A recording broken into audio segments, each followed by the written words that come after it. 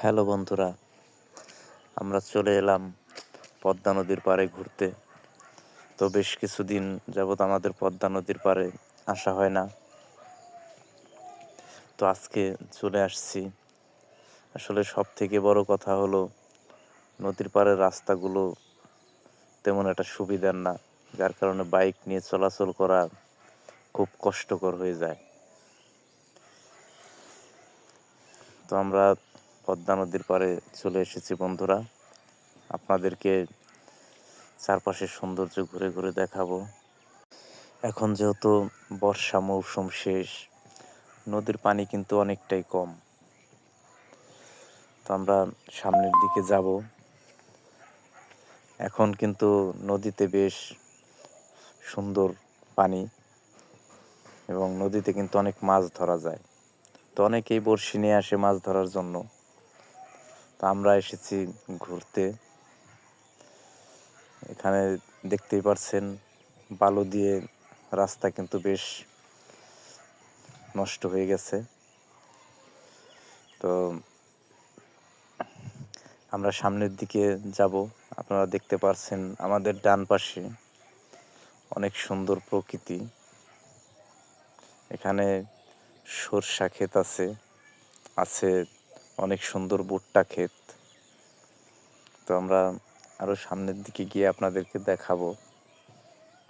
ততক্ষণ আমাদের সঙ্গে থাকুন।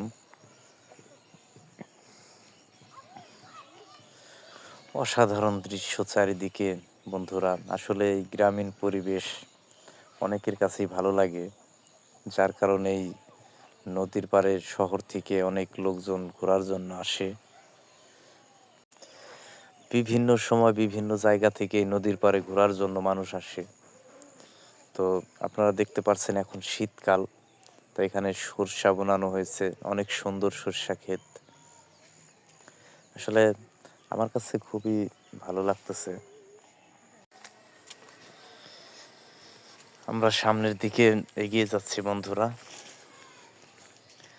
আমাদের ডান পাশে আপনারা দেখতে পাচ্ছেন অনেক সুন্দর ভুট্টার ক্ষেত।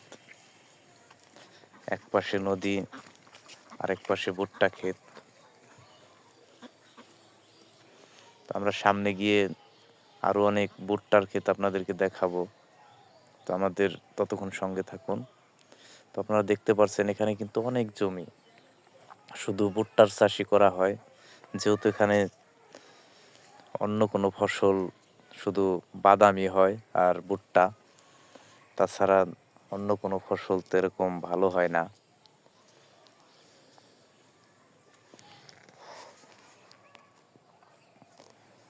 যে যেখান থেকে ভিডিওটি দেখছেন অবশ্যই এই চ্যানেলটি সাবস্ক্রাইব করে দিবেন। ভিডিওটি ভালো লাগলে লাইক, কমেন্ট এবং শেয়ার করে দিবেন। আপনাদেরকে